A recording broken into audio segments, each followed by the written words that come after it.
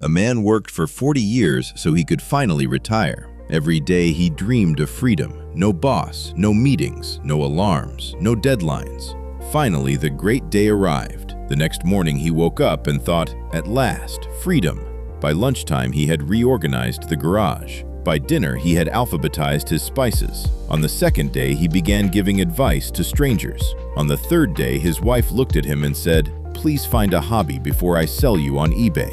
The poor man had spent 40 years chasing freedom. Now that he had it, he couldn't sit with it for 10 minutes. Strange, isn't it? Most people think they want peace. Then peace arrives, and suddenly they become uncomfortable. Why? To understand that, you need to meet 3 very strange roommates who live inside your brain. The first is dopamine.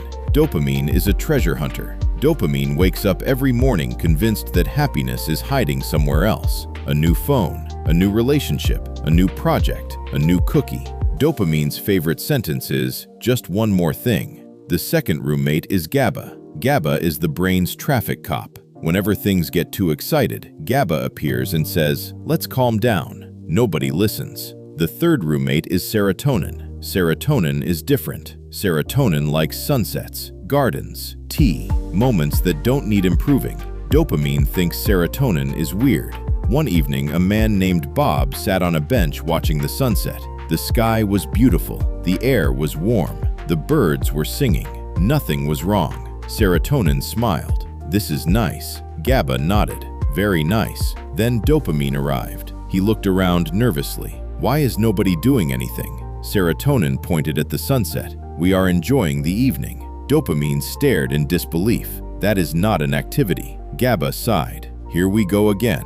A few minutes passed. Dopamine started pacing. "Maybe we should check our email. Maybe we forgot something. Maybe we should learn Italian, start a business, buy a kayak, research penguins, anything." Just sitting here felt suspicious. 10 minutes later, Bob picked up his phone. Not because he needed it, not because anything happened, simply because nothing happened. 1 notification became 5. 5 became 10. Soon he was watching videos, reading articles, checking social media. At one point, he found himself reading about ancient Roman plumbing. He had absolutely no idea how he got there. Dopamine smiled proudly. Excellent progress. Nobody knew what progress meant, but dopamine seemed happy. The funny thing is that this happens to almost everyone. People dream about peace, then peace arrives, and the brain immediately starts searching for something more interesting. Part of the reason is biological. Dopamine is always scanning for opportunities, new rewards, new possibilities, new adventures. It keeps asking one question: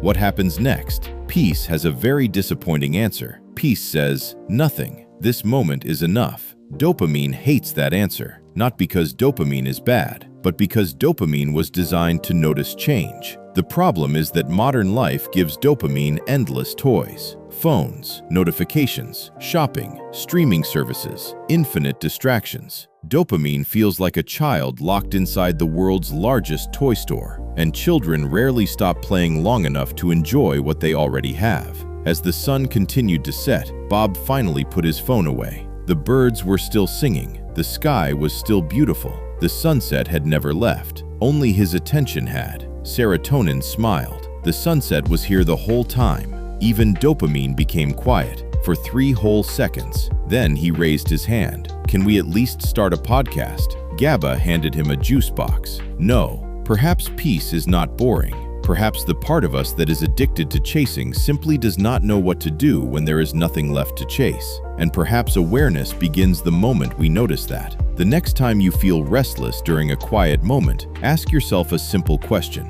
Is something actually missing? Or is dopamine simply looking for another adventure? The answer may explain a lot more than you think.